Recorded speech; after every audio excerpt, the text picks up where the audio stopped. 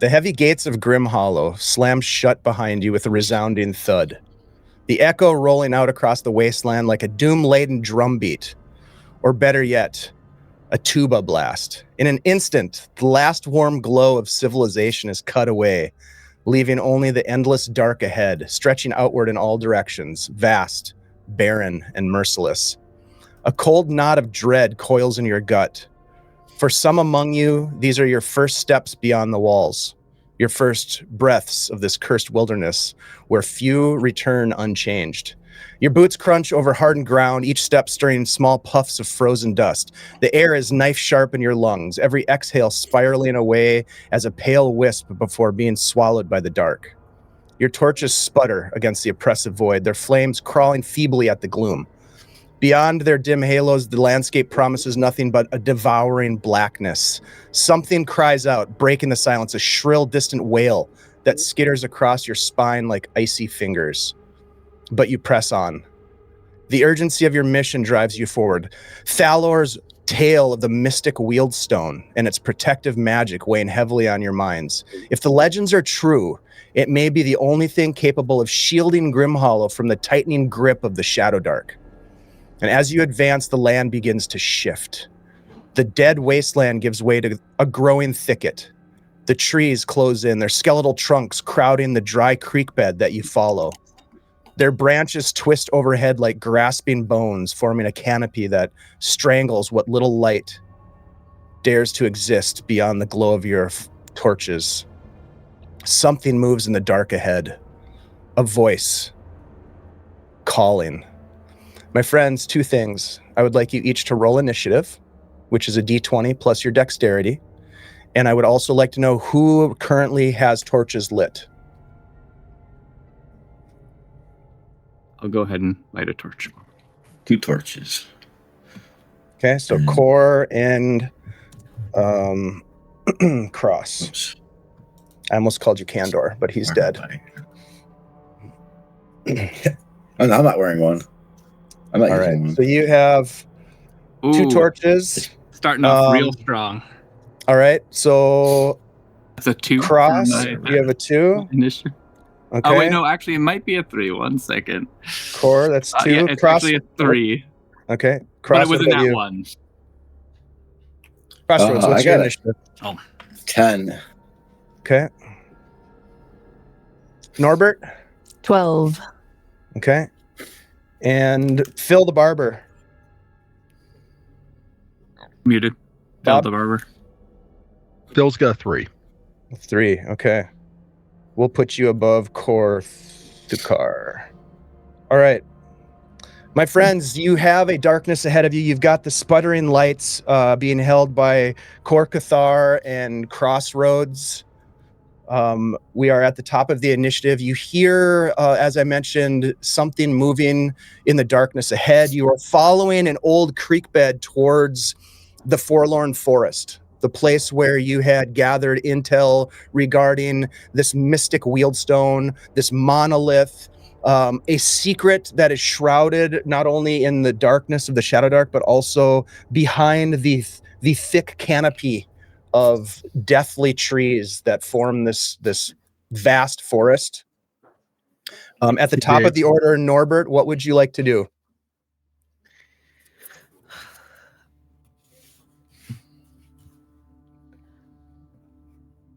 I'd like to try to peer into the darkness for anything that looks dangerous. Okay. Why don't you go ahead and give me a wisdom check? This is going to be an easy check, so the DC is going to be a 9.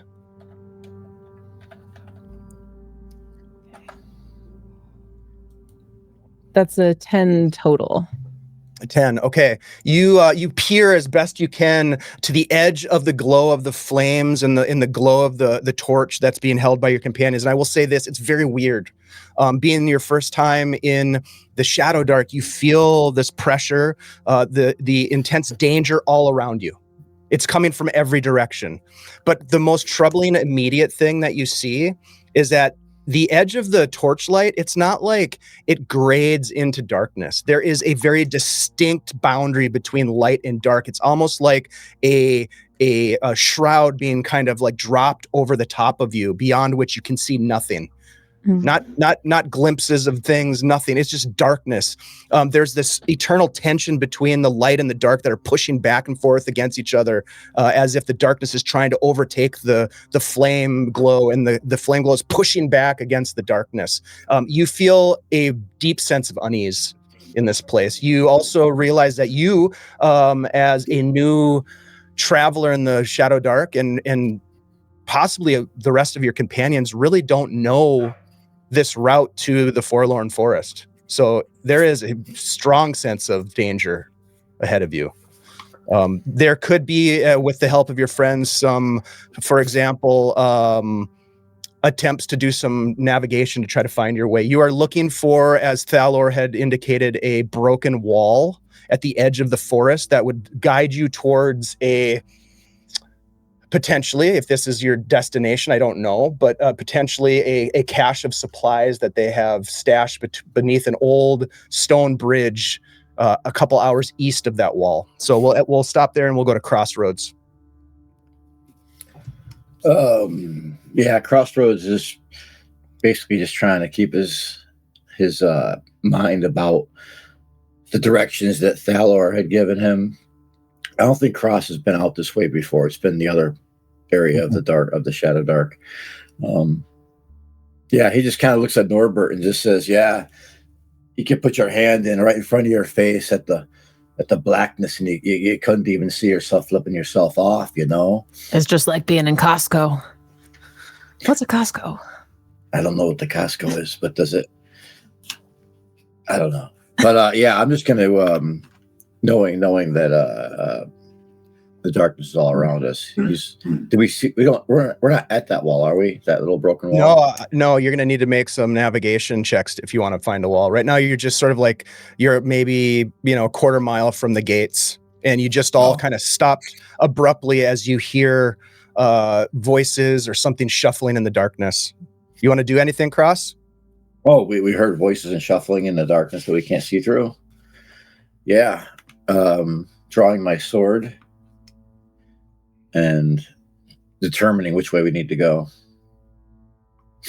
All right. Why don't you go ahead and give me a wisdom check? This is going to be a normal check for you, so 12.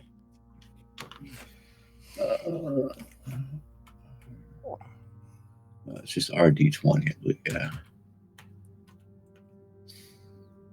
I got a whopping 6. Okay. A general direction, but you, again, this is new territory for you. You've spent some time watching your friends die in the Mysteryhead Marsh. You've spent some time maybe nursing your wounds with ale at the Rusty Tankard, but you've never been to the Forlorn Forest. You really don't know where you're going other than the scant directions that Thalor provided. We'll go to Phil. We'll go to Phil.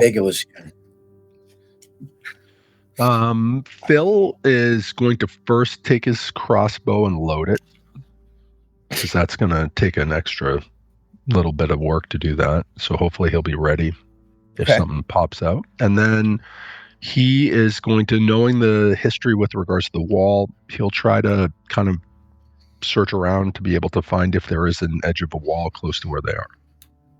Okay, so you're going to be looking about for signs of the wall, right? Or potentially signs of the wall. Even though I'm not, he'll look for evidence of the wall or something on the ground. Do you know what I mean? Okay. If there's anything unusual on the ground. Yeah, if that's the route you want to go, it would be a wisdom check. If you were trying to sort of recall some of the information that Thalor provided, you could do an intelligence check. Depends on which way you want to go with it. Okay. Maybe, he could go either way, but how about he tries to recall some more information? Sure. Go ahead and roll an intelligence check. This will be a normal check, 12. That is a 21. 21. Okay, yeah, that's great. So you know that along this dry creek bed, it will take you to the edge of the forest. So you at this point you feel reassured to some extent, despite the voices in the darkness, the strange shuffling that you heard. You feel like you're on the right track. Does So he that's a know success. either direction, which way? You're up heading or down? north. Okay, and so to the knowledge says that we should head north. Yep. Okay. That's what you recall of Thalor's instructions. Yep. Okay. He lets the rest of the party know. Okay. And then at the bottom of the order, Korkathar, what would you like to do this round? I think Kor was kind of just staring at the flame of his torch, as he likes to do ever since the first mission. And so he was kind of distracted when kind of the voices came. I imagine Kor is also taking up the rear guard while Cross takes the front, since he's acting a bit faster than Kor, unless you have okay. Kor also, at the sound of noise, instinctually draws his bastard sword in one hand, torch in the other. He kind of looks at the creek and he's like, yeah, makes sense. Maybe creeks sometimes leads, to bigger rivers. Could be a bridge that we're looking for, maybe, or not. And I'll go ahead and make a wisdom check. Not that I'm terribly good at this, but trying to also kind of pathfind or navigate. Okay, that sounds great. This will be, again, a normal check. 12 is your DC that you're trying to hit. Meet or beat? No, that's just an 8. Okay. Kor, give me a D4 roll, please. Okay. That's a 1. Okay.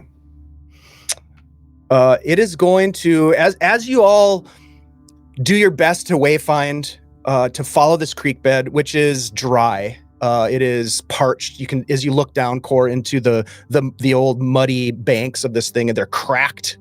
They're almost like riven apart in chunks, as though there hasn't been a flow within this little drainage in quite some time. But nevertheless, you're able to follow it. At times wondering if you've lost it, but finding it again. And as this barren landscape gives way to scrub, gives way to the first visible characteristics of what could be a forest, you begin to see trees looming as your torches flicker and shine light, and you see ahead of you indeed a small broken wall. It appears as though perhaps you have arrived. Now, what I need you to do, it takes you a total of 3 hours. So in addition to the 2 torches that you just burned, I need you to also knock off 2 more torches, please. We'll knock those off. I think it might be wise to, for the time being, keep 1 torch going to keep our, until we need to have 2. The 3 that we knock off, is there one still, like, is the last one of those still going, or is it totally gone? So you had the 2 that you started with, 2 more that you use. Yep. Now you're going to have your 5th. You can have your 5th. Yep. I'm on my 4th, or it would be 5 torches in total. Well, I marked off 2 and your 5th one is burning right now.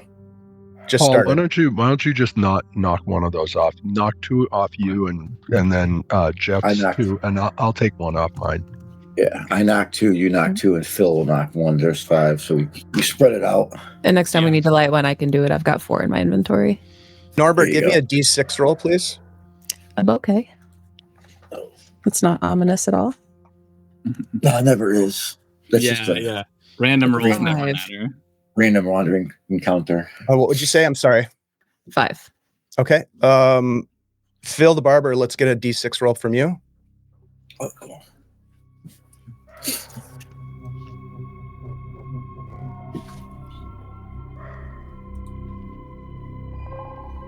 I'm thinking it's best if we can't find our way to the cache. Resupply. Might be a long trip to the Grove. Doc, you got a D6 roll? Yep. 3. Okay. And Crossroads. Oh, D6 also. Okay. Yeah. Yep. Hang on. 3 hours of travel, 3 potential random encounters. Yeah. Okay. Get that block on my way. D6. Why did it not do it? That's weird. Oh. Yeah, Jeff, it was slow for me. That's what was taking. It's weird. There's some delay in Avery. Oh, yeah, there it goes. Oh, yeah, I got 4. Okay, I got a 4. Yeah, Okay, yeah, it's a little great. slow. All right, so unaffected by the Shadowdark beyond the voices, you can still hear the voices kind of calling to you. They don't seem to have any specific message, but there are voices in the darkness around you. The shuffling having sort of been something you passed by and paid no attention to. Apparently, you find yourselves again at this wall at the top of the order. Norbert, what would you like to do at this wall?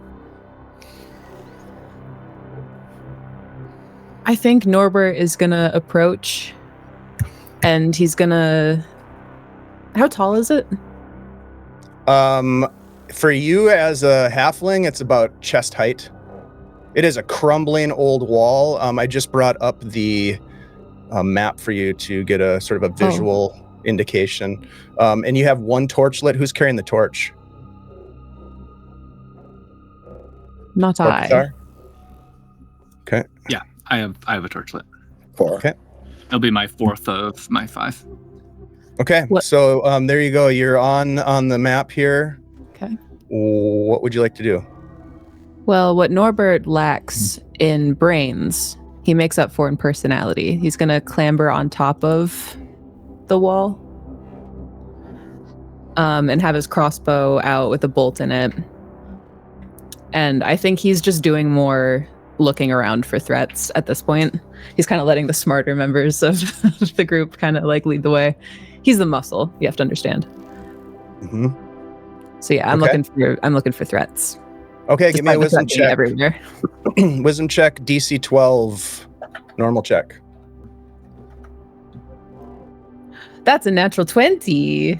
Very nice. With a natural 20, you hear nothing. The forest is unsettlingly quiet. Not a bird, not the crunch of small animals in the leaves and verge. Nothing. And then as you hop up on top of this wall and kind of channel your attention, you hear this sort of thud, a drag and a thud.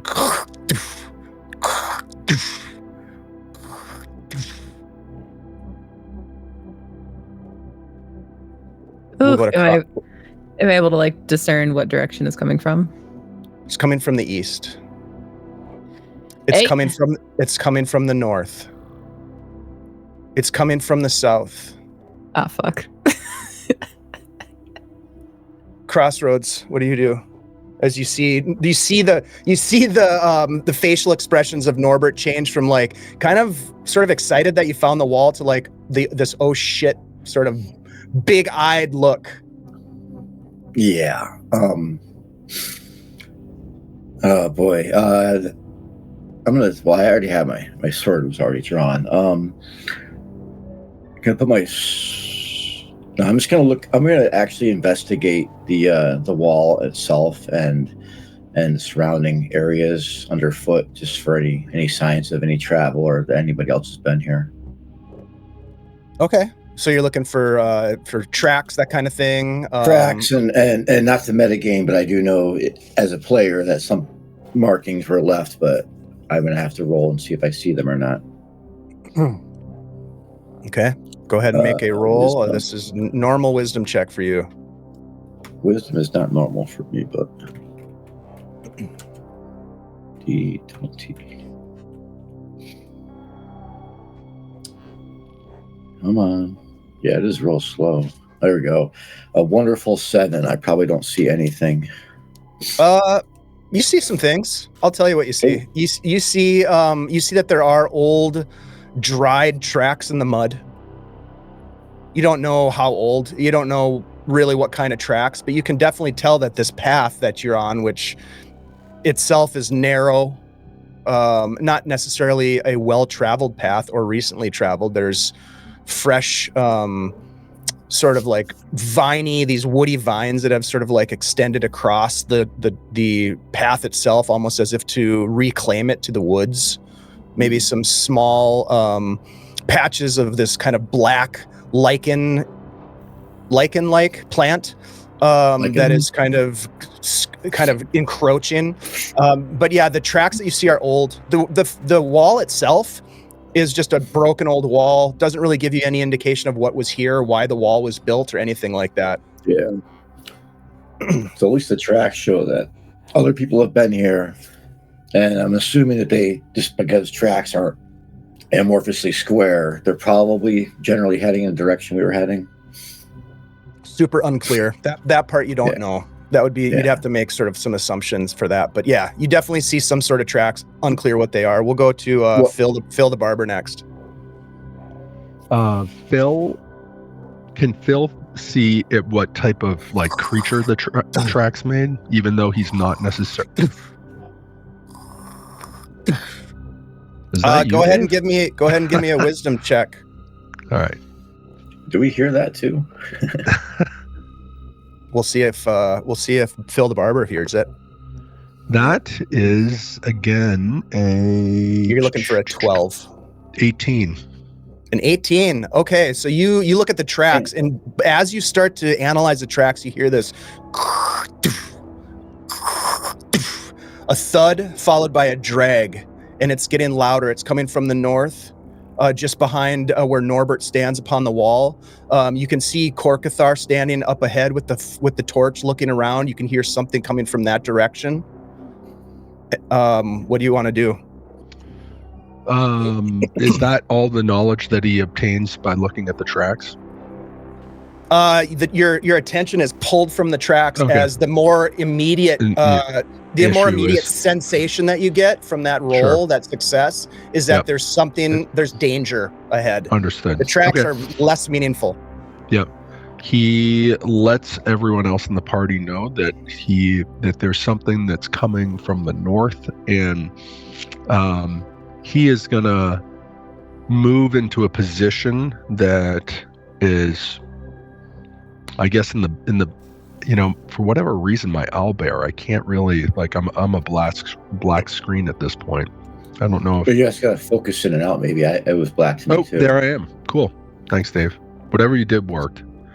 That he is going to move, and it's coming north. Sounds are coming from the north. You said?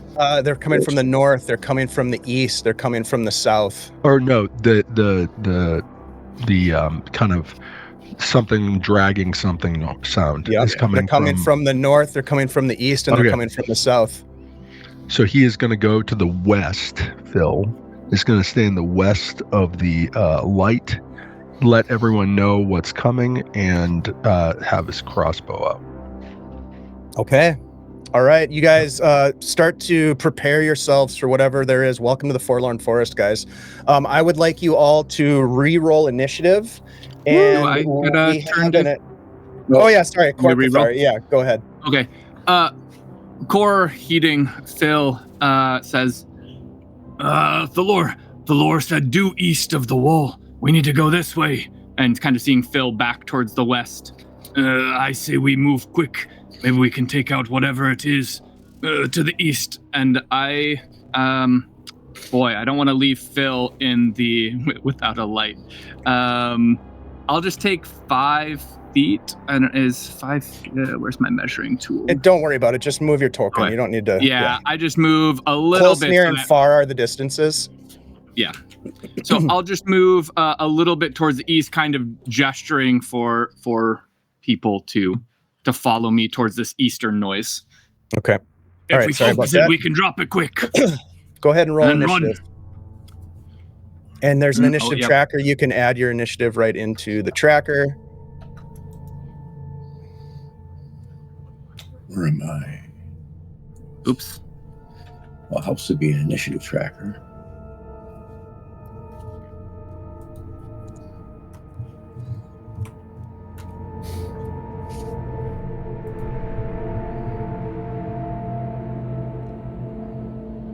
All right. Let's see. Okay. 17. Yeah. Avery's happy. Oh no, I'm so used to Caster Crusades where it's a D10. D10. Yeah. I'm like, same. I'm getting a 17. Did it All right. roll twice for me? Why did it roll twice? All right. So, Core, let's get your initiative in there. And it looks like, Phil, you are at the top of the order. Okay. I'm sorry, I'm confused with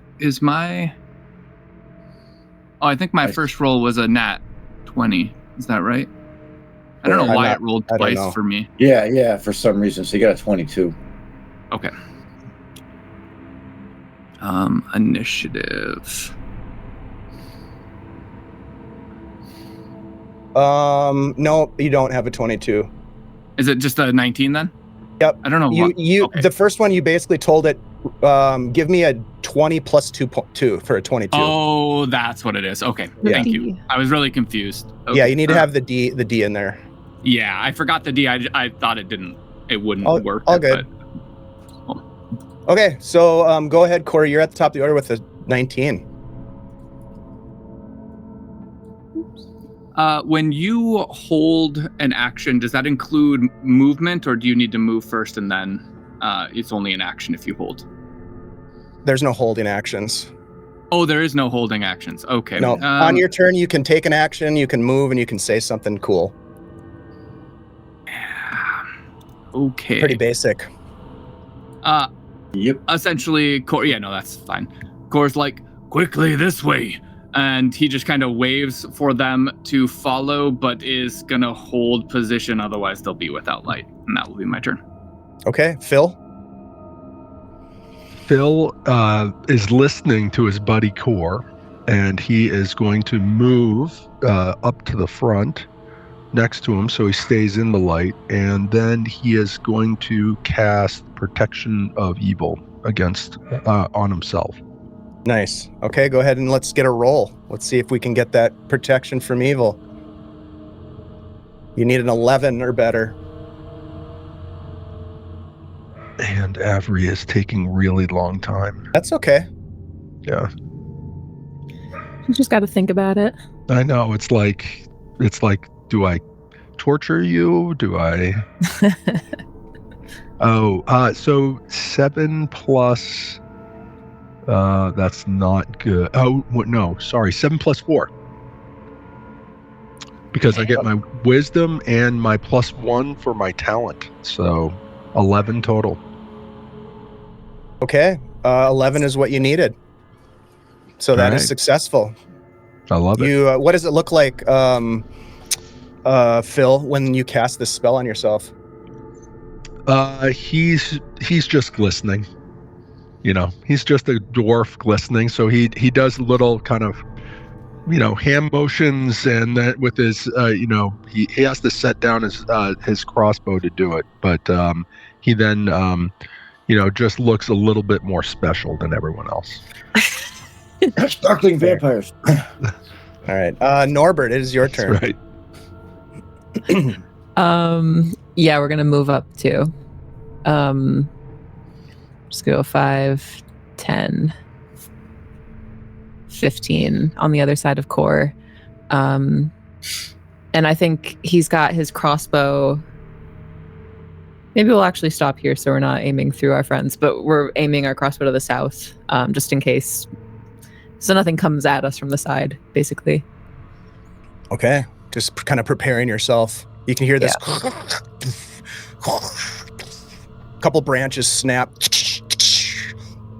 Cross, it's your turn. What do you want to do? Cross is going to move over by where Twilight is, over here. And as I'm doing that, I'm sheathing my my sword, and I'm grabbing my bow and getting an arrow knocked. And since I don't see any targets, I'm just going to be over there. Actually, I'm going to kind of be in front of Phil a bit. He's not the strongest guy in the world. Okay. And that's it. I'm just waiting for something to come at me. So I have my bow and arrow, just like my token is showing. Gotcha. All right. That brings us to whatever it is in the darkness. You hear this thud, scrape, branches snap, and from behind the trees, You see this green-skinned humanoid creature with this long tongue slathering out of its mouth, blood dripping out of its maw as it reaches forward and pulls itself through the branches at the same time. And this is like right next to you, Phil, as it comes in, pulling in. At the same time, you see another one shambling down the trail here as it comes in towards you, Cross. And we have ourselves a problem as these creatures come in for an attack on you. Let's see. The first one against Phil is going to reach out with a claw, try to claw you. That is only a 9, so that's not going to hit your AC, pretty sure. Nope. Doesn't and hit. then the other one is coming at you, Crossroads, and that is a 17 and 17 total for only 1 point of damage. But I do need you to make a Constitution DC 12 save, please. Con DC 12, okay. Because it licks you with something vile. It's not good, that's for sure. D20 plus 1. 12 or better 17. Is what you want. Okay, 17. Yeah. You can feel the taint of the whatever it is that these creatures carry with them in their deathly visage, and you can feel the sting of this claw attack. But it only takes 1 point of damage. That brings us to back to the top of the order with Kor Cathar. You now have targets in front of you. Yeah. Can I move myself kind of positioned around it? Or is once I'm in contact with it, any other movement is that? That's fine. Yep. Okay, cool. So I'll kind of position on the far side. What are you doing with the torch? Holding the torch still. Okay. And swinging with one hand at this thing as I say, "Focus the east one, then let's run." And I'll swing. Oh, oops. All right, I'm rolling here. Okay. Gotta remember. Run, Forrest. Sorry. Let me look at my modifier to hit.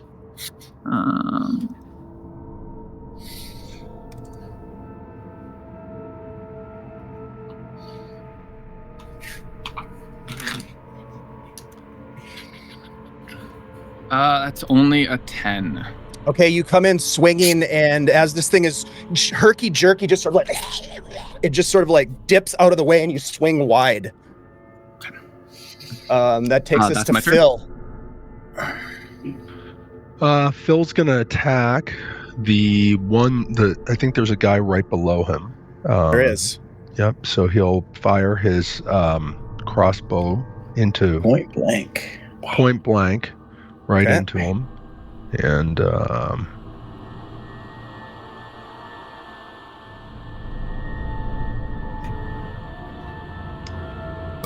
misses terribly.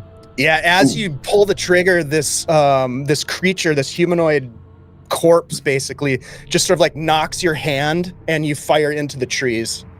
Okay, and then he's gonna re-roll his focus.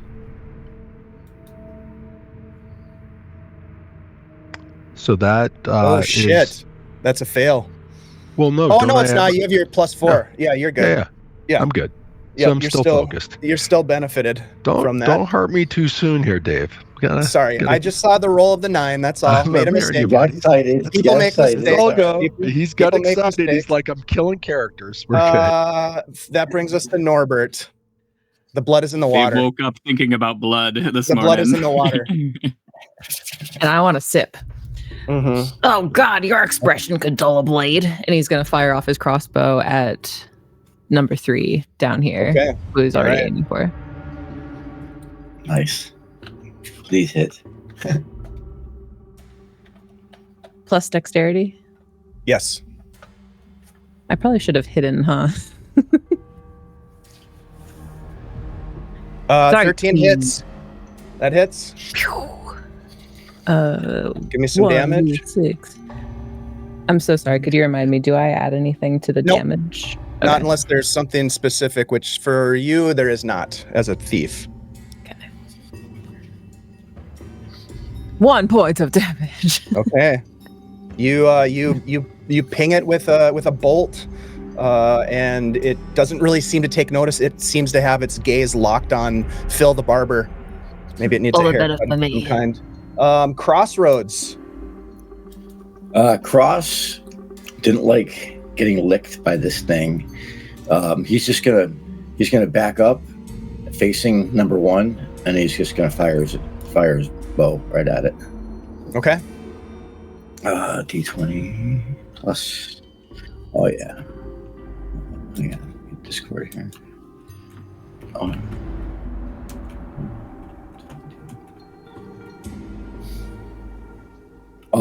A dirty 20. Hey. Hey, all right, that hits. Go ahead and roll damage. Damage is D8 plus 1. 6. I pang it. Wow, yeah, nice shot. Just a loud thud as your arrow buries itself up to the fletching in this soft, sort of decayed flesh core. You can see the tip of the arrow sticking out this creature's back with a gout of like this black ichor that's kind of sprays out at your boots. Cross, that is an awesome shot, and that is your turn. He's fletching. This creature is going to, as you hit it in the chest, it lunges forward towards you and is going to make a claw attack. That is not going to be it. That's a 3. It totally misses as it comes forward. Phil, the one to your south, is going to try to claw you again as it's pulling itself through the branches of this tree. That is a 5. That's going to miss. And then Norbert, from the north, you hear as the third individual pops out and comes up and surprises you from behind. Ruh-roh. That is an 18 to hit, Norbert. That'll just hit. It's only 1 point of damage, but I do need you to make a con save versus a 12. I'm great at those. Let's see. Let's go. 1. Come on, little one.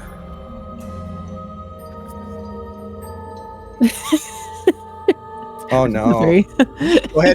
Go ahead and give me a D4 roll.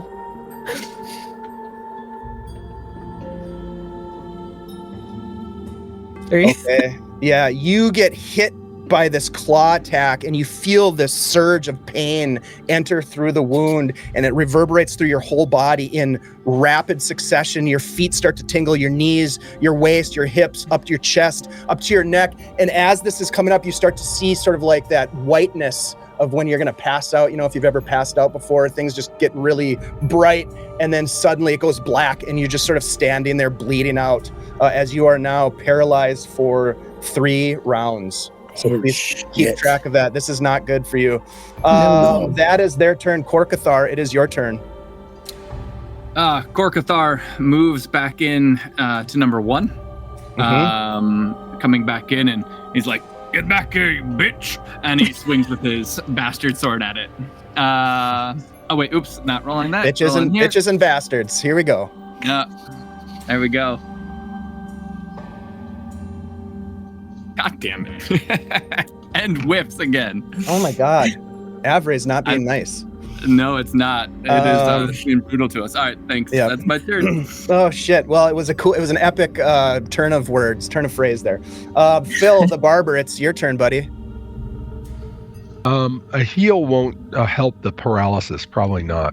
I think the heal, that's only going to help hit points, correct, Dave? Like a regular heal spell. Yeah. You may or may not know. Okay.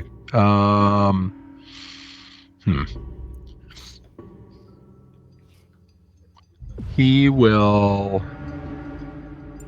But then if I run over, there's no attacks of opportunity in this, if I remember right, either. Correct. Okay, so he'll run over to try to help Norbert. Okay. Did you see Norbert go down? Do you think? Oh, I don't know. I mean, you have a creature right in your face attacking you. So that's up to you. It's probably. I mean, that's your call. I would say. I think it's your call. I would say it's unlikely, but it's your call. Okay.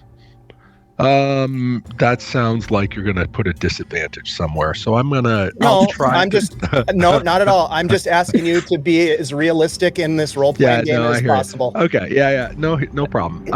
Okay, so he'll take his crossbow, he'll load it because that will be his movement action, and then he'll fire it at the creature that's in front of him. Okay. It doesn't take a round to load a crossbow, does it? It's just part of your movement. I get my movement. That's all it is. Okay. All right. So take another shot, my friend. So that's a 20. Ooh. That will hit. Yeah. Let's do some bigger damage this time. Get his ass. No, guys. This is Avery is a fickle mistress. Another blast from your. Well, this time you hit it actually, because the first shot went in. It went wide. You hit it, and it's just like it's got your bolt, Norbert's bolt sticking out of its chest. Doesn't seem phased, but you did damage. Can we speed run Shadowdark? You can run. Norbert, you are paralyzed. However, there may be something going on inside your head. What might that be as you are paralyzed here? I think Norbert is kind of swimming in shadows, which is a familiar sensation to him because it's the last sensation that he felt before waking up with no memory inside of Grimhollow. And so he's kind of come back to this same kind of like weird liminal dreamscape that he woke up out of. And I think that he is kind of half storming, half swimming through the space, arms kind of flailing wildly in his mind. Just strings of curses and demanding whoever's out there to show themselves, just kind of flailing mentally in this moment. Lovely. Thank you for that. All right, we will go next to Crossroads. You're muted, Jeff. Sorry, I was muted. Cross is immediately restringing another arrow. And let me go get the Owlbear here. And I'm going to take another step back. Like, I know Norbert was behind me. Mm-hmm. I can see Phil, see Thor. I probably heard one coming from you my did. left. Yep, and then one from behind you. Yep. Yeah, I'm going to move back over to here, and I'm going to shoot at number 1 again. Okay. Go ahead and make an attack roll. Yep, I probably noticed that Phil's just kind of standing there.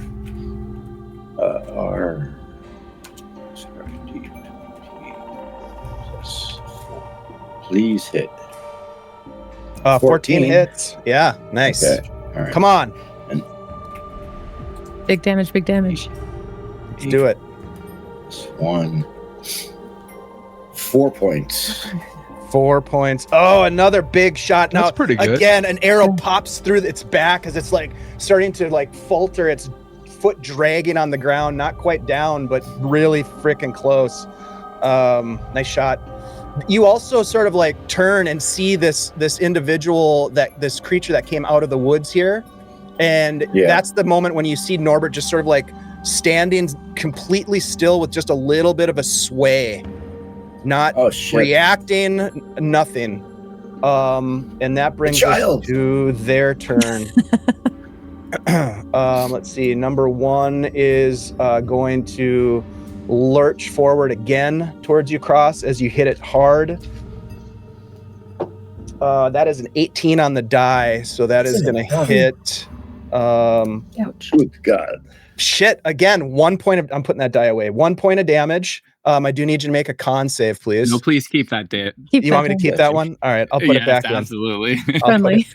I'll put it back in. All right. With our rules, we need it. Look, I'm gonna put 2 in there, and I'm gonna mix them up so I don't know which one was the bad die, and which one was the good die. 19. 19, you save. As you take damage, this thing scrapes its dirty claws against your skin again, drawing forth your blood as sacrifice to the forlorn forest, but you manage somehow to push back the taint of the whatever essence this thing has. That is number 1's turn. Number 2, Norbert is going to make an attack at you with advantage as you are just standing there as a target. That is that's a natural 20 on the second roll. So I will roll the dice twice.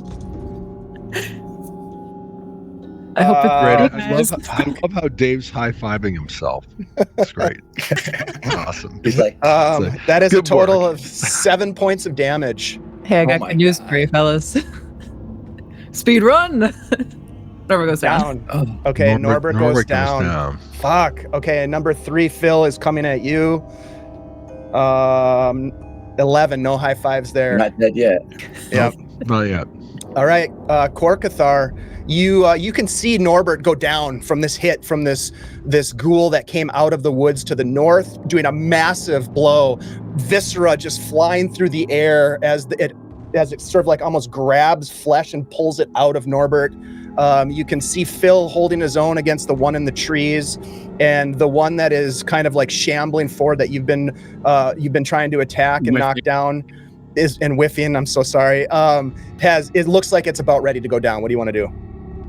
I think seeing Crossroads having hit this thing a number of times and it looking pretty haggard, and seeing Norbert go down, I rush over towards the one that dropped Norbert, and I'm yelling, "Third time's a charm!" And I'm gonna swing. I imagine you're taking the torch with you, right? Yeah, that's correct. Okay. Come on, man. That's the one. Let's do this. There we go. Hey, that hits. Nicely done. Roll me some big damage. Yeah.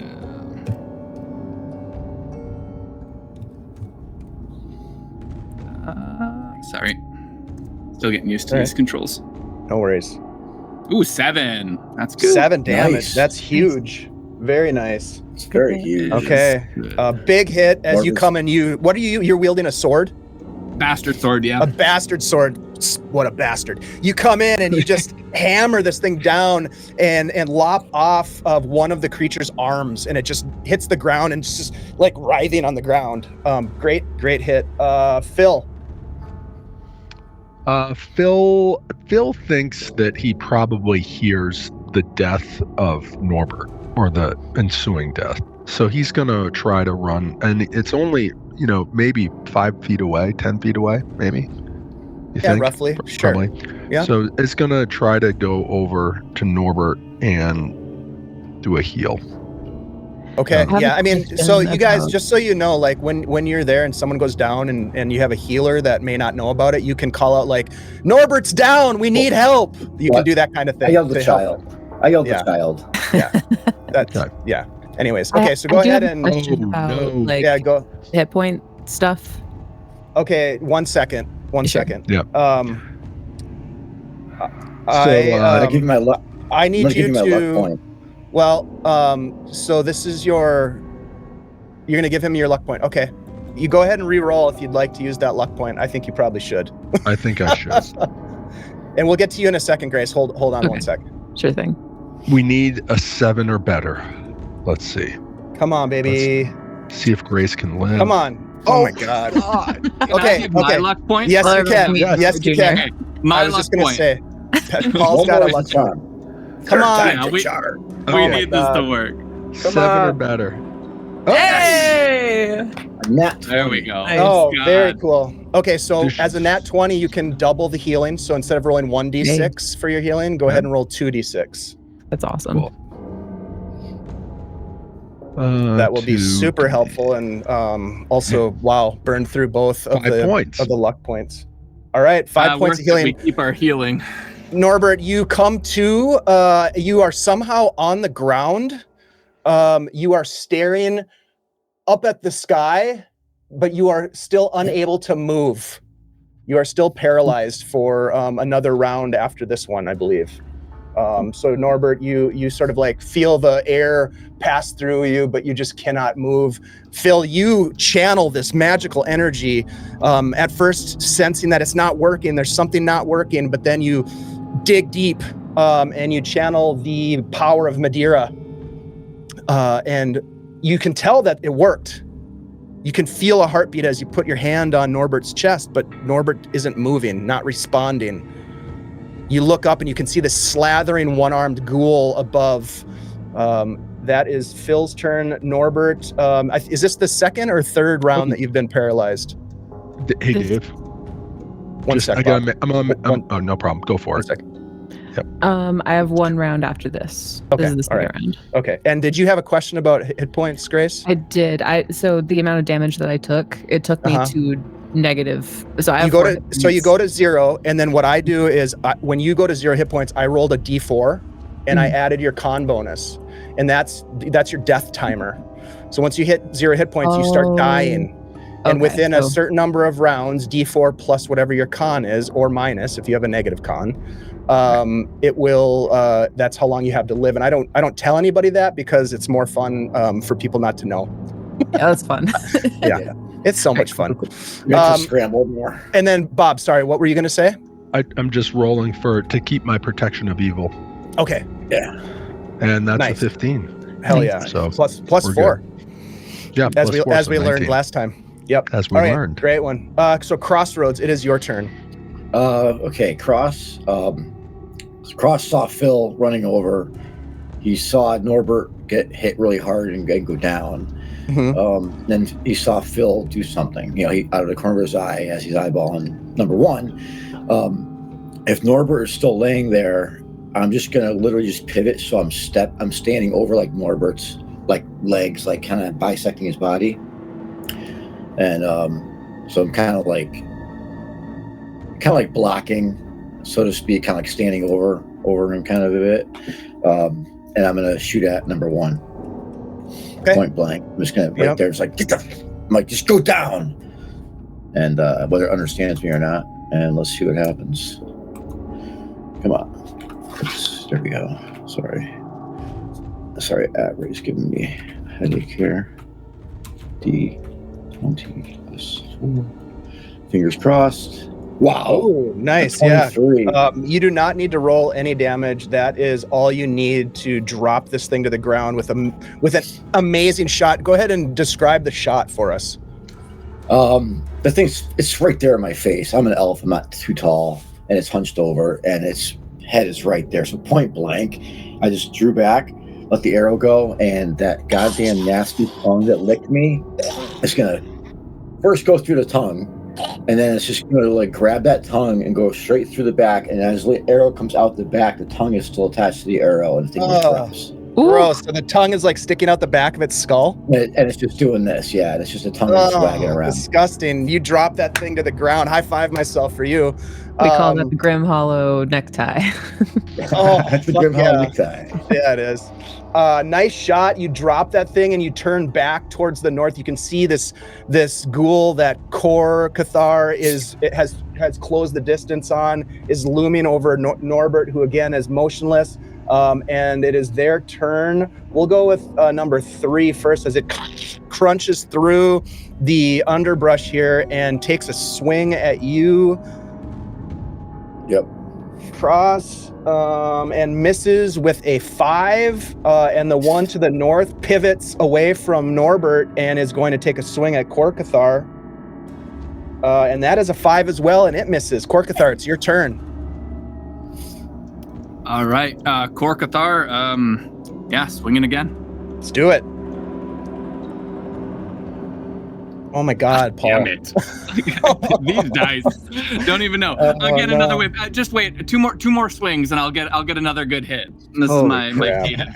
I'm so sorry. Phil the Barber, after channeling this energy, and like I mentioned, there's no real response. You expect Norbert to be up and alert, but you don't get that. What do you want to do? He realizes something else must be going on besides just the standard, fair person dying, and he is not sure that he's seen this before in his kind of history of being a priest, but he looks up and he sees the number 2 creature that's there, and he doesn't really have time to think about it, so he reloads his crossbow and takes aim at him.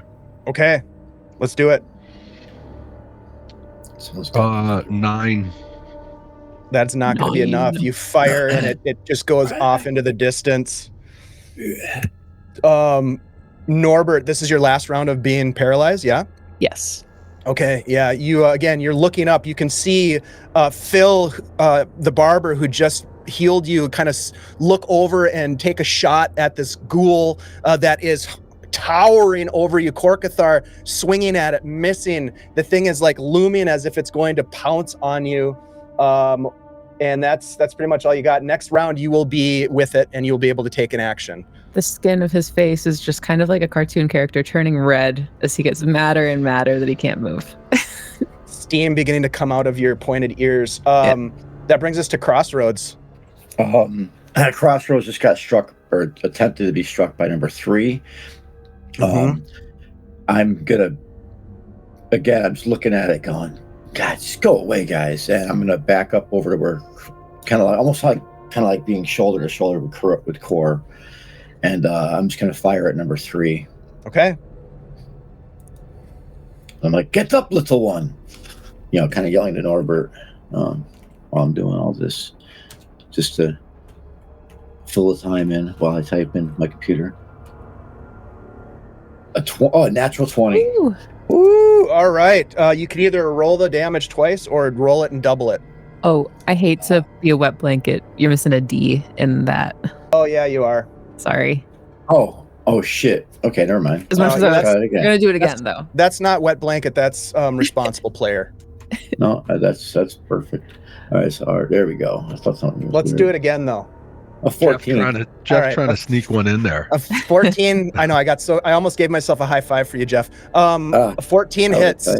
Okay, so This may be a new thing, Dave. The Shadowdark self high five. This could be your thing. Yeah. Possibly. I hit it for It could be. 6 points of damage from the arrow. All right, Right. 6 points does not knock it down, but a loud thwack as the arrow hits this mushy flesh and buries itself to the fletching. That one's pretty much a pincushion at this point. It's got like Lots of 3 different. They are all kind of littered with arrows from a variety of sources and bolts My from right crossbows. foot is like kicking Norton's leg. Like It is "Come on, their get up, turn, get up." so this guy's going to move forward. This guy is going to, he's going to continue to go toe-to-toe with Korkathar here. That is only let me just double check here so I don't get it wrong. That is a 8. That is not going to hit. And the one to the number 3 is going to move forward, but then lunge at Phil the Barber. And that is a 5, and it misses. Back to the top of the order. Core, let's go ahead and hit this Nice. guy this time. Nice. Come on, Core, you do. I believe in you. You got this, buddy. You don't got this, buddy. Again, 3rd time's the charm. So we just got to get these out of the way. This is my rolling. All right. That Yep. was the 3rd time. That was the No, third this time. was the 2nd No. time since my last okay. hit. All right. Yeah, good. I'm on All right. a 3-roll rotation. Every It's 3, going every great. 3, Right. every Hey, 3 turns. Yeah. We'll Just keep another them swing distracted. mid. This Here, guy's keep them tough to hit. distracted. Phil, go ahead and what would you like to do? He's gonna shoot at 2. Okay. So you reload and fire off another bolt Yep. from your crossbow. 19. That'll hit. Nice. Woo. Come on. It's a good thing you brought Phil the Barber along, not just do for the me something like haircuts. 5 points That's of damage. right. I think Close shave. 4. might. No, I think 4 points. Phil, go ahead and 11 describe damage. how you kill this thing. Yes. Nice. Phil will he shoots at similar to Crossroads, shoots at his head, and he puts it through right through the top of his head, kind of like skives through, hits it, and he likes that style because it brings him back to the way when he used to cut hair. Oh, nice. Give him a close shave. Give him a nice close shave. All Exactly. right, nice shot, Phil. Norbert, it is your action right now. You watch as you look up. You can see now as your body begins to sort of like respond to your brain's desires. You watch as a bolt flies up, hits the creature looming above you, and it topples backwards with a loud thud, hits the ground, but there's still a growling from behind you. What do you want to do? Am I able to still stand up and also shoot? You could stand up and shoot, absolutely. Okay. Norbert comes up sputtering, and I'll fold you in half, and I'll put your head up your own ass, so you can eat your own shit. Oh.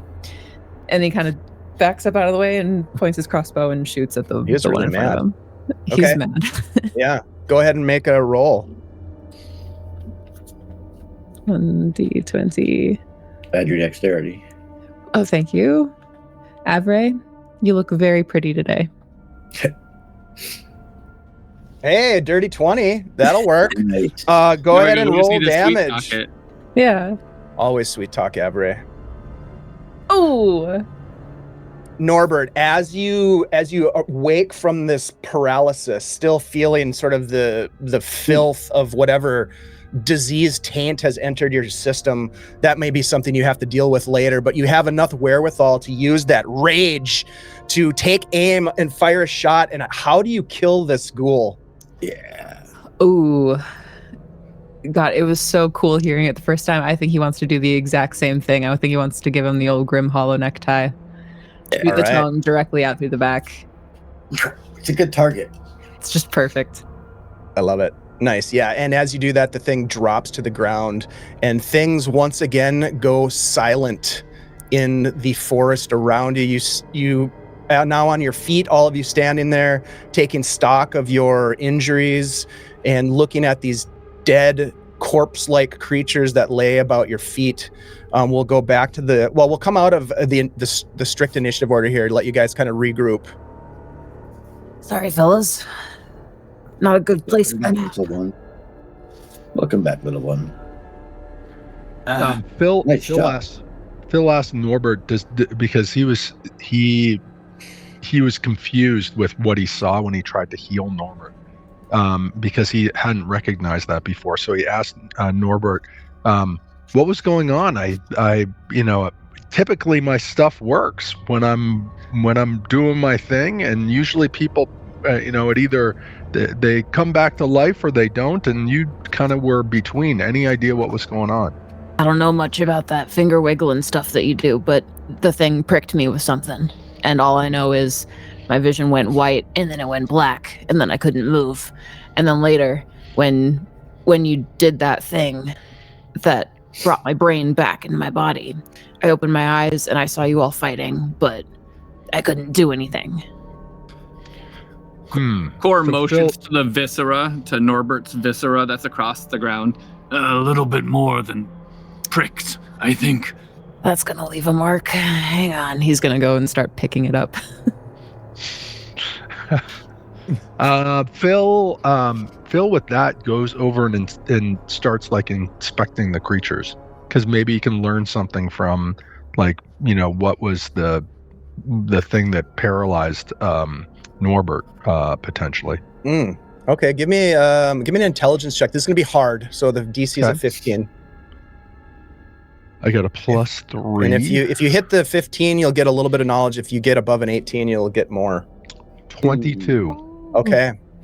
All right. So with that, with the 22, you look down at the corpses of these creatures. They look to be. It looks as though they've been long dead. Whatever evil magic had been somehow animating their corpses. However, they had been able to sustain themselves, likely on the flesh of adventurers. Perhaps you hearken back to stories of lumbermen being disappeared on their journeys to the Forlorn to collect timber for Grimhollow. These things do not look natural. They are not natural creatures as we would, describe a fox or a wolf or a bear or an eagle. They are somehow animated by evil magic. There is within them, best you can tell, some sort of a rot or disease. They have taken some big hits. The blood coming out of their perforated bodies from the bolts and the arrow shafts leaks this black ichor that does not look like blood, at least any blood that you're familiar with. And it could be potentially the source of whatever this is, but there's definitely some sort of disease associated with them that causes, best you can tell based on this role and kind of looking at the situation, that Norbert was paralyzed by some sort of necrotic disease. Okay. So Phil sees that, and Phil dips 4 of his bolts into the ichor and puts them back into his stash. Nice. I'll also say this: with that high of a roll, you probably, I would assume that Phil would probably examine Norbert's wound, at least cursory examination, and you may or may not decide to tell this to Norbert, but it appears as though whatever caused this paralysis may not have totally worked its way out of their system. In other words, you look at the wound, even though the healing was conducted and the wound sort of mended itself, there is a sort of a dark red spider web in the veins around where the wound was. Okay. He notices it, and then the only thing that Phil says to Norbert is that he thinks that that when we get back to Grimhollow, that we should probably work on your wound a little bit more, because there may be something else that we need to do to make this better, and we might be able to find someone in Grimhollow that has the magic available to be able to actually get rid of this completely from you. But we need to make sure that we take care of it when we get back. Phil, perhaps the bridge, maybe there's still water running underneath it. We could at least wash it out there. But we should move. Find it. Do we think the water's safe? Due east. Move. Yeah, Probably not. Yeah, Don't know if it's safer, but Phil's like highly intelligent, and he kind of looks up at Core and kind of just says, "Noted." Norbert, two things cross your mind as Phil the Barber is giving a prognosis on your potential future. First of all, the recollection from the stories told by Thalor of those who die within the Forlorn Forest being cursed to walk the forest for eternity, caught between the material realm and that of whatever lies beyond, the realm of death. Mm-hmm. Also, you've heard a lot about curses, and many people around town, especially at the Rusty Tankard, will tell stories of individuals that they know that came back from beyond the walls of Grimhollow carrying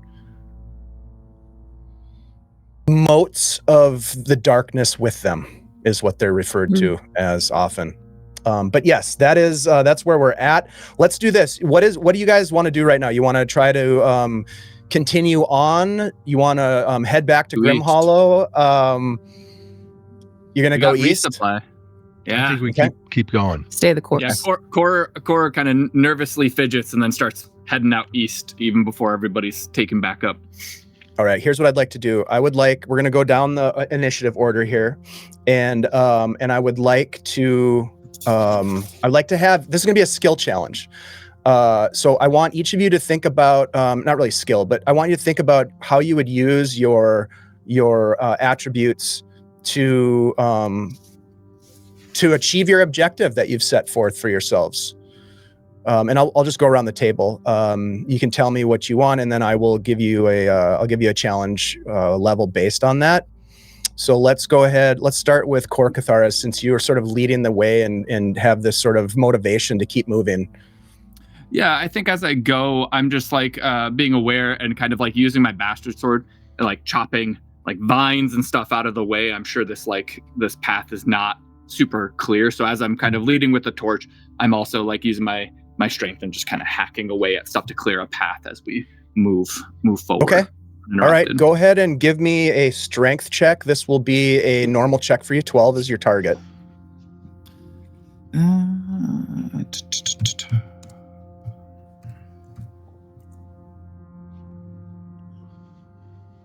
All right. Okay, that's a success. Yeah, you lead the way, chopping vines, clearing a path. As I mentioned earlier, like it almost seems like the forest is trying to overtake this trail, and the farther that you go beyond the rock wall, the more prevalent that reclamation is. And so it gets harder and harder to move forward on this trail, and it's getting harder to actually even see where the trail is. We'll go next to Crossroads. Oh boy, Cross is not very intelligent, not even very wise. But he'll see Core, making the valiant effort to try to almost blaze a path at this point, because I could see ahead of him how it's getting thicker and thicker. And he probably would go up and try to assist him, but at the same time, he's just thinking there's got to be a better way, or he is looking around, looking just for any signs. But yeah, all he can really do is assist Core. So here's what I'll tell you, Crossroads. You can certainly use strength. It's going to be a higher DC because we've already had a success with strength for that particular action of hacking at the vines. If you wanted to do wisdom, it would be a normal check, 12, to look around. It just depends on what you want to do. But just know that because we've already had a success with hacking at vines and clearing a path, it's going to be a harder DC to make a difference. Yeah, I'm actually going to be using my wisdom. Like I said, I'm more of a distance than I'm not a strong man or elf. So yeah, I'm just going to make a roll against my wisdom to see if I'm noticing any new clues, making sure we're staying the course, kind of referring to Phil the Barber because he seems to be the most intelligent of the group. Okay. Yeah, go ahead and do a wisdom check. It'll be a normal check, DC 12. Now put the D before the 20 this time. There you go. Yeah, not good. 6. Okay. That's not good. It's hard to tell what lies ahead.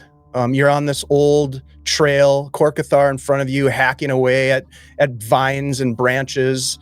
But you do look down at the trail, and as Korkathar just sort of is so focused moving forward, you look down and they had just stepped over a set of tracks. These tracks look different from the tracks that you had seen earlier. They look more fresh. You notice them, but because of the roll that you have, you're not sure what they are, but they look fresh. And they look to be animal tracks of some kind. We will move on. You go ahead. Sorry. I was just going to say, if I saw something like that, but we were kind of blazing ahead, I'm just kind of like, I don't know what that is, but I think we just walked over something. I don't know. And kind of yelling back to Phil. Okay. All right. We'll go to Phil next. Phil, what do you want to do here? Phil will use his intelligence / wisdom to be able to figure out where, maybe potentially these tracks, what they are, and it will actually, so they're an animal of some sort. So Crossroads knows that that's the case. It's not like a creature. It seems like it's an animal, or he doesn't really know much. He's okay, not a tracker. Right. Yeah. Okay, understood. And those tracks are going. He doesn't even know what direction they're going in. He just saw it. Correct. Okay. Yeah. So yeah, he'll try to use his intelligence wisdom to be able to figure out if they're going in the right direction, and if part of that is understanding what these tracks are, then he'll do that. Okay. Intelligence or wisdom would be fine. Your choice. Okay. It's going to be we'll call it a normal DC. So 12 is your 16. target. 16. Okay, great. First of all, you get the sense that you're heading in the right direction. You can still see what doubles as a trail at your feet. You get the sense that Korkathar is doing a good job of wayfinding up ahead with a torch in one hand and a bastard sword hacking away at the brush. You look down at the tracks, and they are massive animal tracks. Significant in the size, and you, with that roll of a 16, you know a couple of things. These are ungulate tracks. These are the tracks of some sort of elk, deer, moose, something like that, but they're large. They're very large. They are extremely fresh. And you also, with that 16, would recall a rumor that you had heard in Grimhollow, perhaps the day prior. Rumors floating around of a massive crimson-crowned stag that has been spotted by lumbermen in the Forlorn Forest. Okay.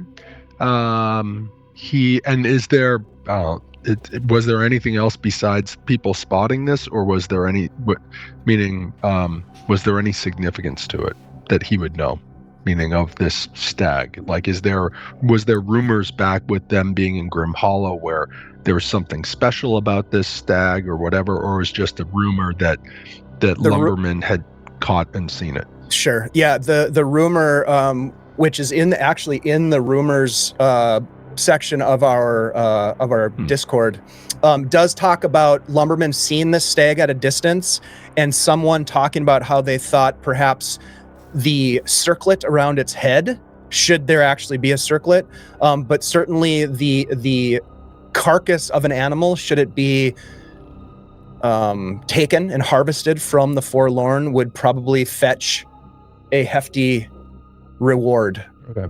So it does ring significant from a couple of different perspectives to you, and that's why with that 16 you gathered all that information back from an earlier conversation. And we will go next to Norbert. So you've described like this kind of path that we're walking on as being like the forest is kind of encroaching in on it. What's the overhead of trees like? You look up and it is a dense interwoven canopy of dead branches, the witch's hair, mats of vegetation hanging down. It's thick. Perfect. Norbert doesn't know it consciously, but the forest has the Shadowdark rather has like taken a chunk of him, and it calls to him, and he is going to climb up into the trees to provide overwatch to his companions. So he's going to be climbing, like following along in the boughs of the trees as well as he's able in this like crowded canopy. Okay. Give me a dexterity check, Norbert, as you climb the tree. This will be a normal check for you, so 12 is the DC. There are plenty of branches. He's attempting to sneak as well. Okay. Which I think I get advantage on. Let's see. You do get advantage on sneaking. It's hard to sneak when you're climbing a tree, but we'll do you have anything on your character sheet about climbing? I have advantage on climbing as well. Okay, there you go. So advantage it is. All right. And you're going for a 12. Okay.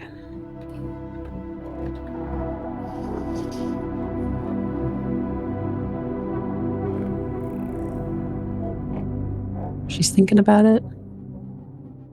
She's thinking about rolling 2 of them. There we go.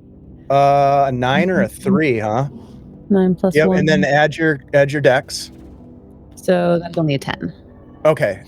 So it's a little noisy. Branches, you grab, snap. You make your way up. You don't fall. But as you reach up, as the branch snaps, you reach up instinctively with the other hand to keep yourself from falling, and it is a sticky mass.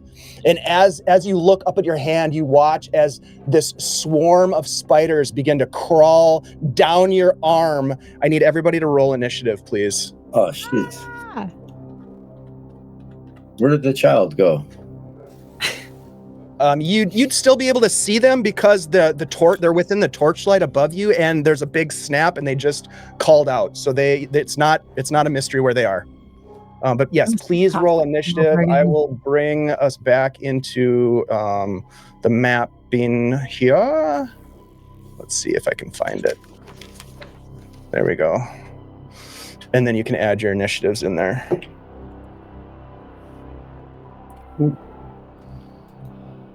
Okay. And don't worry too much about the map itself. We're going to do a theater of the mind here. And it looks like Phil is at the top of the order. Hang on, I'm still entering. Hang on, the computer's a little slow here. Sorry, I have a 17. Okay. I have to type it in. Sorry. Okay. It still looks like Phil is at the top of the order. Phil, what would you like to do? I'm gonna roll. I'm gonna cast protection from evil on myself. Okay. And Korkathar, you had a 4. Is that correct? Yeah, I still have one more bad roll before I get my next good one, Dave. So. Okay. All right. 24, Dave.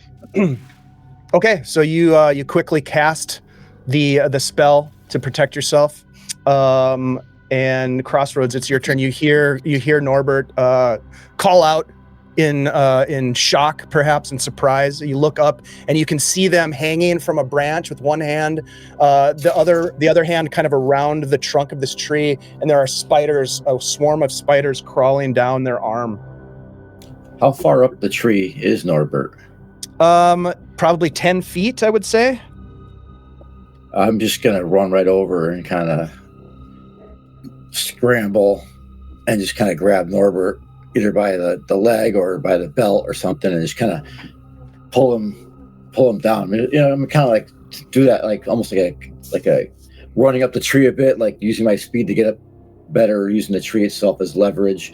And I'm just gonna jump up and grab Norbert and kind of pull Norbert back down. Okay. With me. Go ahead and give me a dexterity check. All right. Do you have anything that would give you a benefit on a dexterity check in this situation? I don't know if grit, because my grit is dexterity based. I don't know if grit has anything to do with it or not. It's usually to extricate or whatever from. It's usually for an opposed check, isn't it? Yeah. Sorry. Yeah. Right. Exactly. This isn't opposed, but this will be a normal check for you. Dexterity normal. 12. Remind me what grit does. Is that just advantage on those saves? On a situation, Okay. it should be written in the here. Let me find it. It's I made a note of it, but I couldn't remember what the actual rules were. Here, I'll get you. Fighter grit. You had to have chosen strength or dexterity, so you probably already did that. You have advantage on checks of that type to overcome an opposing force. Okay, perfect. Thank you. Yep. I rolled a 10. A 10. All right. Yeah, you race up and jump, and you're able to grab on to Norbert's ankle, but unable to pull them down in this round. If you want to continue to do this action next round, should Norbert still be in the tree, you'll be able to do it without having to roll.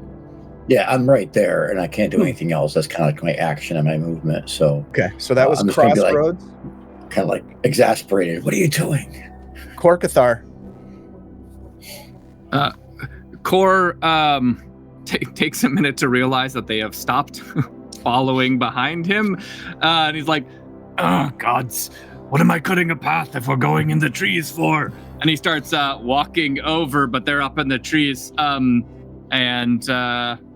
I make a wisdom check to see if I see the tracks as well? I don't think anybody has actually noted the tracks to anybody other than Crossroads back to Phil. Crossroad had said something to Phil that you may or may not have caught, so that's up to you. But yes, I would say you could totally look down at the tracks if you want to. Yeah, I'm going to say I didn't hear. I was pretty in a zone, just hacking away the crunch of vegetation. So I'll just make a wisdom throw here. Okay. Norbert. Yeah, this is like deja vu. We had this happen in another session where somebody went in the tree and Damn it. And I think some people died. I think people died in that one. I step over the tracks oblivious, and I'm just kind of standing next to Crossroads, dangling there, trying to pull down, and I'm just kind of like staring up and being like, "Ah, hell." And that's my turn. Oh my God, Paul, I'm so like, sorry. Avery fucking hates you. Oh no, don't worry. My next one's going to be a resounding success, so it's fine. All right, cool. I like your enthusiasm and optimism. Norbert, it is your turn. As you again, this whole thing happens in sequence very quickly. The branch snaps. You reach up instinctively, grab onto another branch. It's mushy and wet, and you feel this tingling sensation of these things crawling down your arm. You look up, and there's a spider swarm that is now on your body. What do you want to do? You feel also Crossroads' hand on your ankle. What do you want to do? I let go and try to wildly wave my arm and shake the spiders off as I fall. You just gonna down. fall? Okay, go ahead and give me a dexterity check for this fall. This will be a, we're gonna call this a normal check. 12 is your target. You hit it, so you do not take damage. It was going to be a hard check because Crossroads was there with you, it dropped the challenge level down. So you are successful on that. You drop to the ground, and yes, you have a swarm of spiders on you. Waving his arm, trying to shake them off. Okay, all right. You know what? Just for shits and giggles, give me a strength check. This is going to be hard. 15 is your target as you're trying to shake some of these spiders off as they are swarming up your arm towards your shoulder and neck. Avery, listen to me. You're beautiful, and I appreciate you. Thank you for your service, Avery. Fuck. Okay, yeah. You shake. A couple of them get thrown off, but they land on Crossroads. Ah, shit. All right, it is their turn. I thought this was going to be so helpful to be in the trees and see stuff come in. They are going to bite you, Norbert, of course. That is a dirty 20. That'll get me. You're going to take 4 points of damage. Hey, guess what? I also need a con check. Norbert loves paralysis. Let's see what happens here. I'm so sorry, everyone. This is deja vu for sure. What, con, you said? Yeah.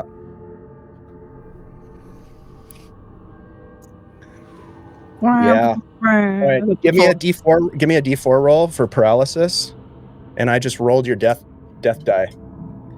Amazing.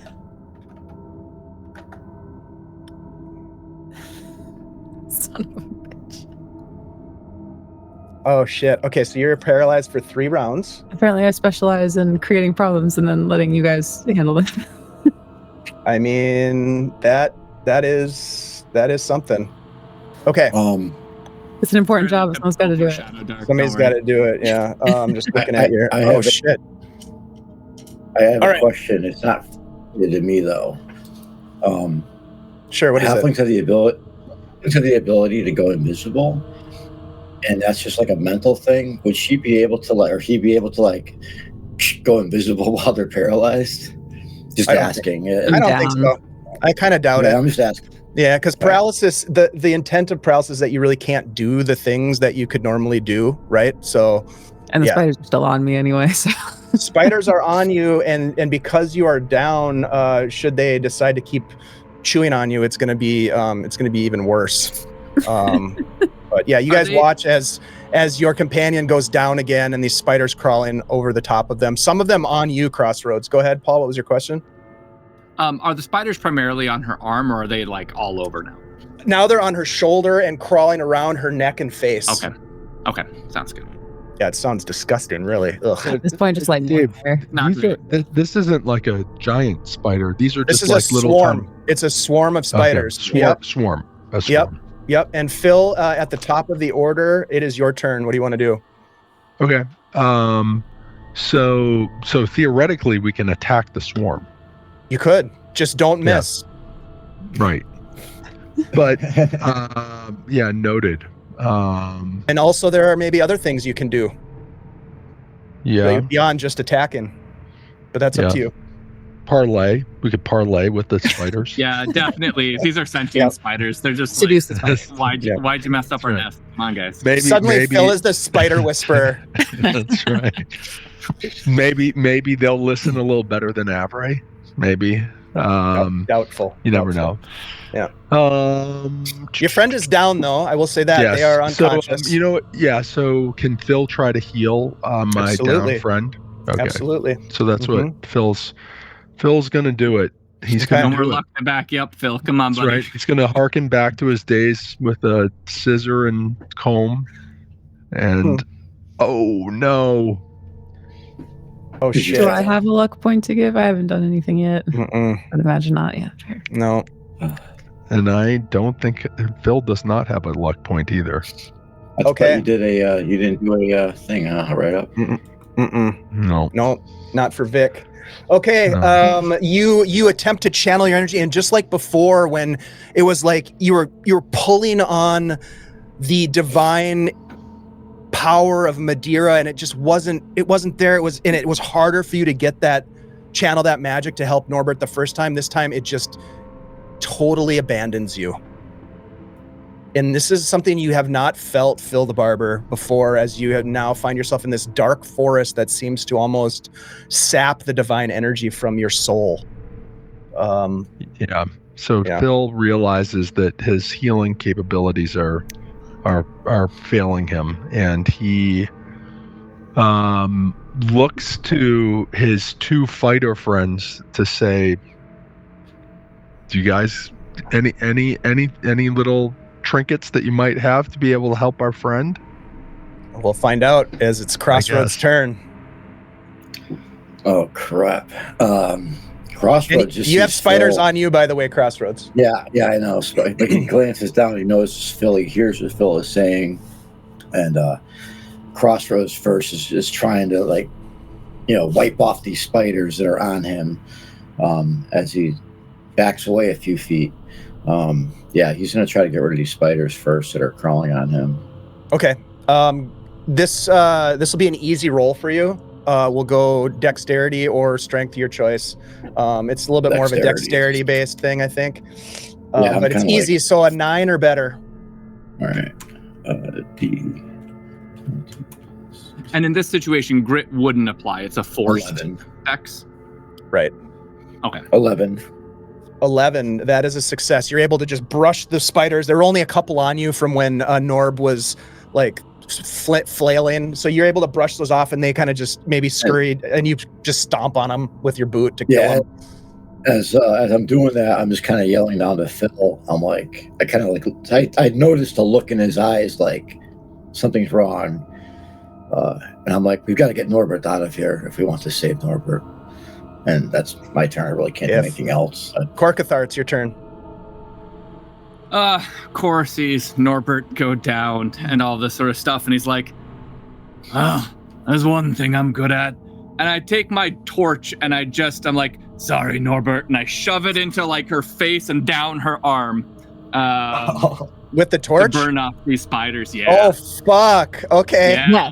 Yes. The spiders, not going to hack it with my sword. All right, go ahead and make an attack roll against the spiders. Well, with the torch, what's that? Is that dex, strength?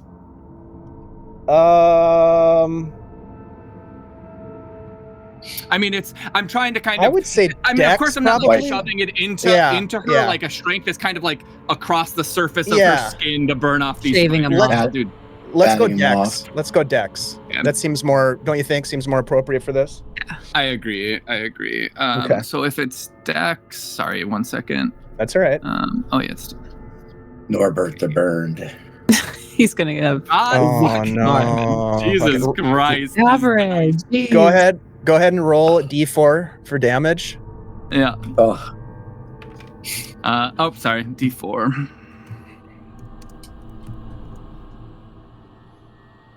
Okay.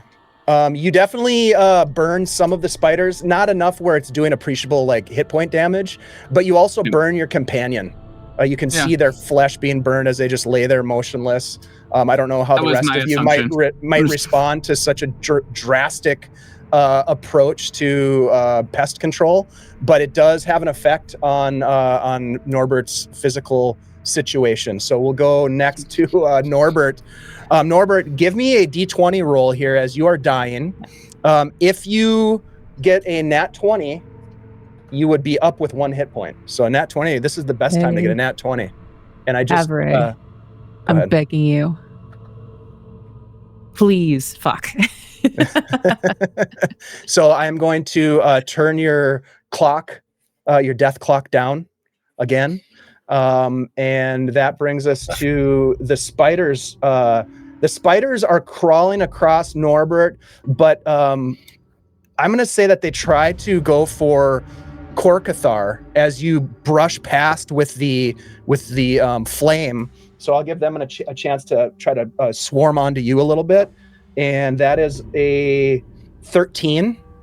14's my AC. Okay, so yeah, you avoid getting hit by them. It is Phil, it's your turn. You watched as Korkathar raced forward and just burned the shit out of Norbert, you're on your knees like over them, trying to heal them, and Korkathar comes in and just plunges this torch into the swarm, sending them scattering about and burning your companion. What do you want to do?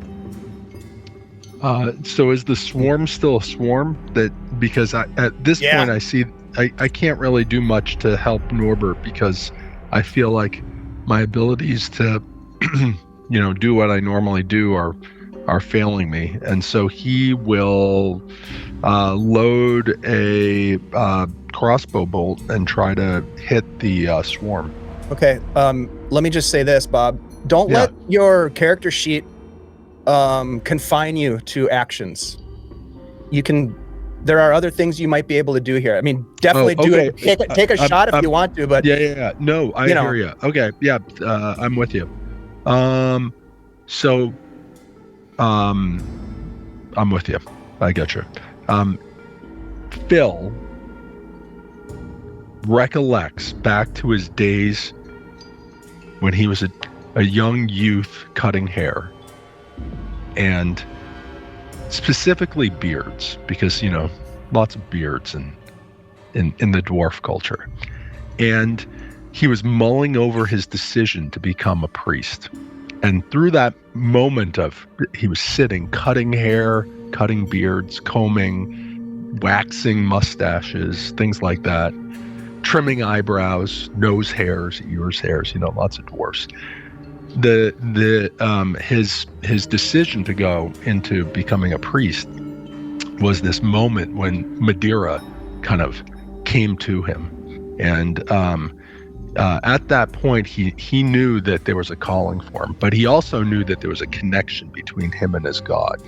And so at this point he realized that his abilities seemed to be failing, so he's going to reach out to his god in that moment to see whether or not there's something that can be done to be able to save Norbert. Okay. Please. All right. Give me a wisdom check. This check, the target for this check is going to be very hard. It's going to be an 18. Okay. You have been all but abandoned in this moment of need, and so you are going to take your action to probably say some sort of a prayer or plea. Yep. Okay. Yeah, an 18 is your target. Okay. So he's thinking really hard about his days as a little kid. 23.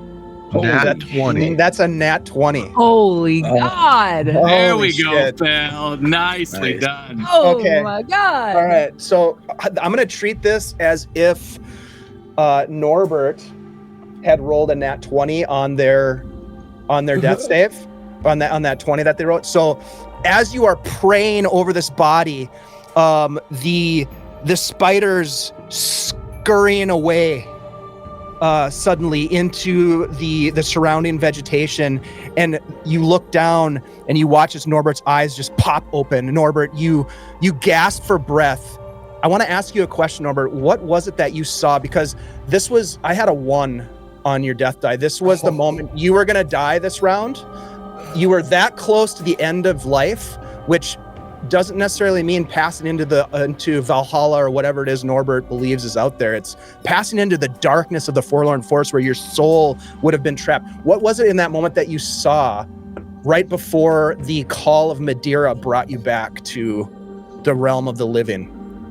I think he returned to that void of just swirling black clouds and nothingness, no gravity. There's nothing to reach for, touch, or see, that he was just trying in vain to traverse and had been screaming obscenities and questions and demands into.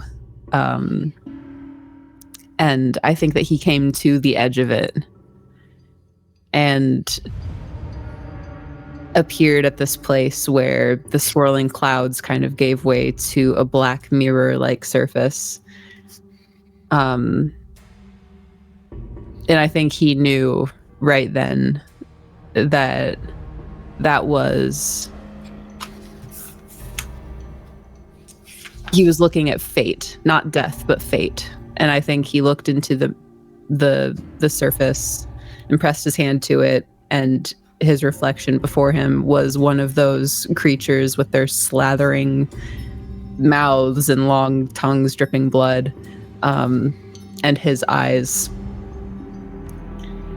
And I think just as his fingers began to interlock with this creature's and fold in to hold on to the hands, something like a pull on the middle of his spine between his shoulder blades, just like a fishing line, just yanked. And it was that quick, being yanked away from that moment, just as quick as it would have been to fall into it. Almost like Madeir was setting the hook and pulling you back in. Your eyes open up and you feel the dank air fill your lungs as you look up and you see Phil standing over you. The spider's scurrying away. You have all these like welts around your neck and your face and on your arm. Burns. And burns from the torch. Yeah. Did I get it? We'll drop out of initiative as the spiders have scurried away in this epic moment.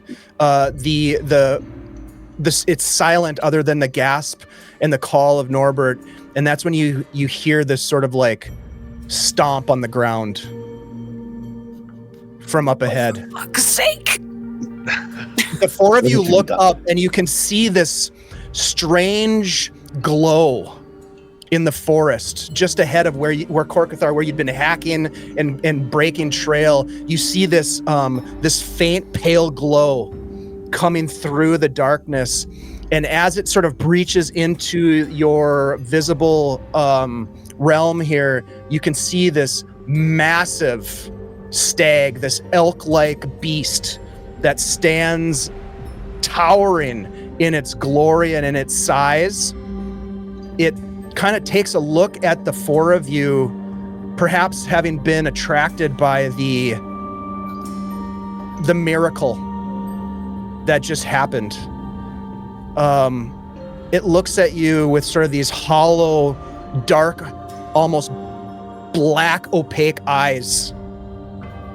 And the one thing you notice about it, in addition to this glowing red circlet around its neck, is that there is like this black ichor that's drooling out of its mouth as it stomps the ground and sort of lowers its antlers. What do you guys do?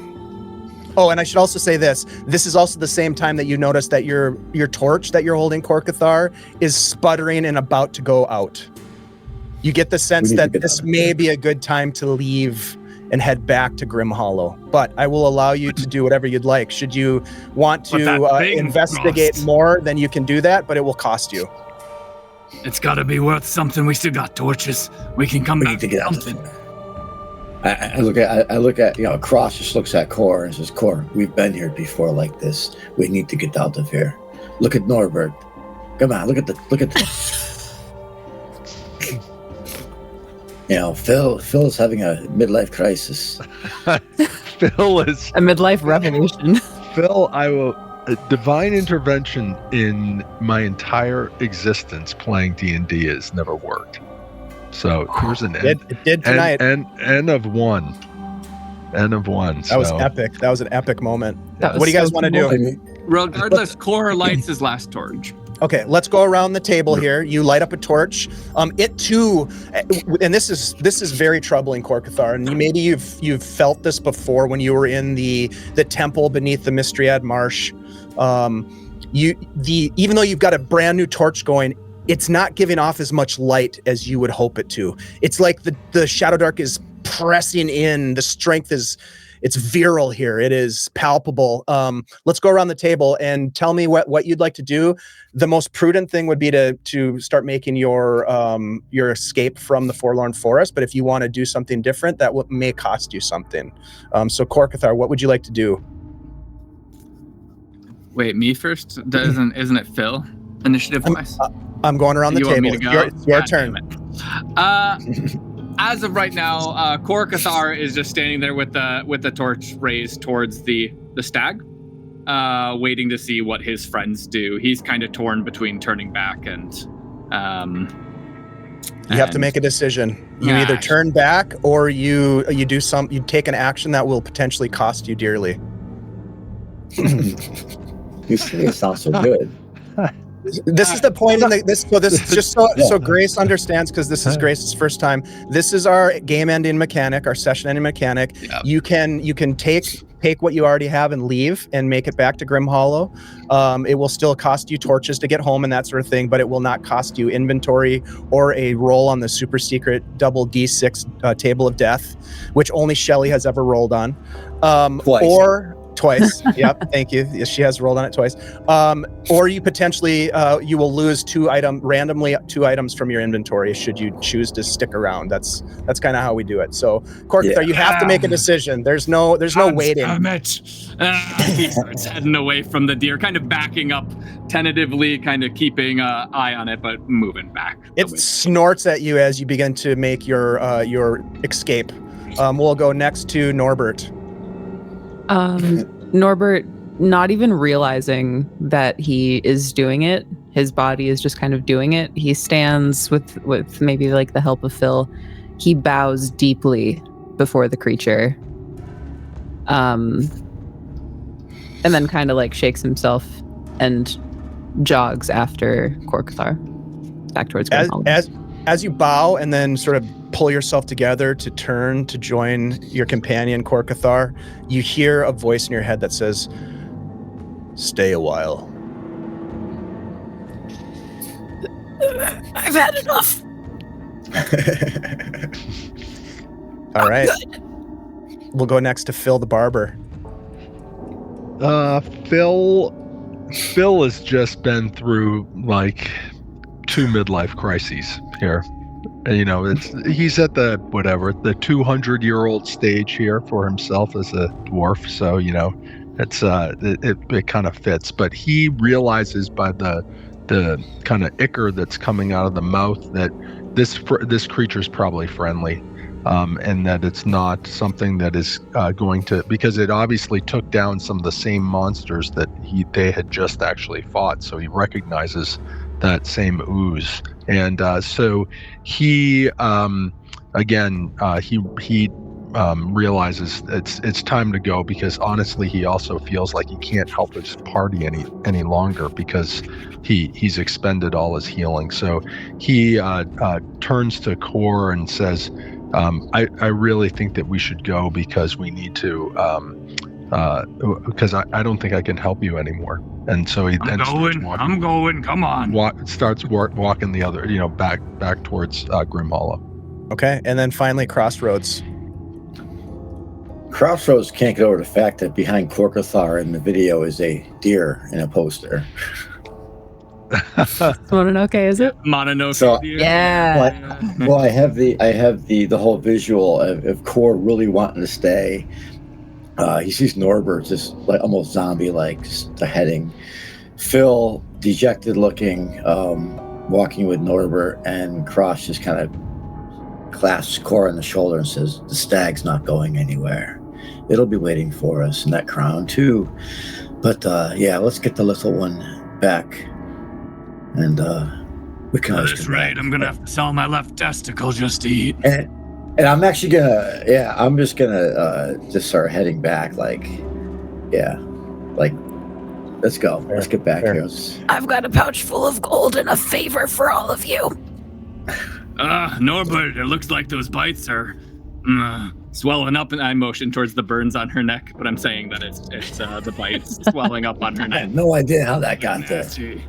I'd like to quickly just clarify something, because Scottish Jeff mentioned something about Phil's feelings and saying something about dejected, but I'm wondering, Phil, if that's actually what you're feeling, or if in the moment of your God answering your plea, if there's a different kind of feeling that you've got going on. Totally your call. I'm just curious. I would say, Phil is definitely not dejected. He understands his own limitations. He's been doing this for a while, and so he realizes. I mean, the situation they're in is that if someone gets hurt again, there's no way for them to save him, and he's gone to the brink of everything that's possible as a healer can possibly do, and so he is actually honestly not dejected. He's almost like revitalized with regards to his own kind of faith within his within his God. It's almost like it's re-finding himself, that and so I think he's actually walking away from this, that whatever treasure that someone potentially could have walked away with, he's come away with something more. And as you turn to follow your friends back down the trail towards the old weathered rock wall, and then on, of course, to the safety of Grimhollow, which we'll adjudicate in a minute, you hear a voice. Just you, Phil the Barber, hear this voice. It says, "Miracle worker, I'll see you again." And as you turn to look back towards the stag, it is gone. And it's just darkness. And the four of you find your way to the rock wall, and beyond the hours that it takes you to return to Grimhollow, which is 2, so you'll have to mark off 2 more torches. Okay, you've got them.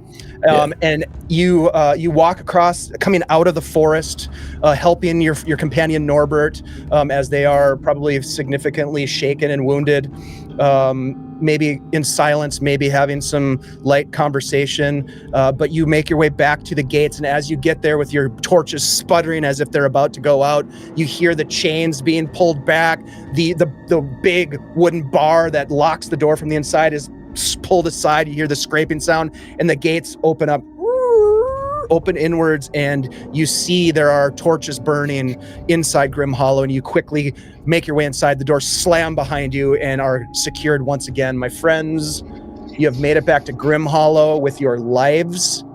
Barely. A miracle has happened, Phil the Barber, that is significant.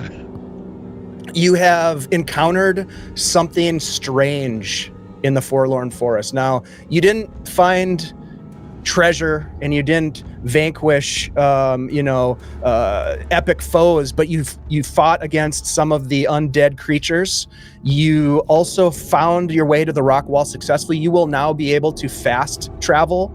As any of you are in the party to that rock wall, you will not have to roll any. It will still take you the 2 torches to get there, but you will not have to roll for any random encounters along the way. So that is a win there, and you've made progress on exploring the mysteries of the Forlorn Forest. Congratulations! That's Shadowdark, y'all. Ooh, that was a great game. Sorry for all this trouble.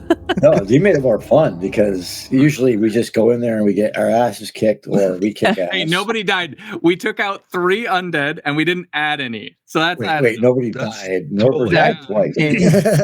Bolster the numbers, any. That's right. And it's not like anything, because Phil came back with some ichor on his arrows, so he does have there some. We go. He's cool. got some paralyzing bolts. Some soiled arrows. Some soiled I got arrows. to burn another ally, so I guess that's a win for Cord. Oh my God! Yeah, he's got a little bit of a pattern forming. Yeah, that's why in his narratives he's always kind of obsessed. He's getting obsessed with the flame. Cord. Yeah.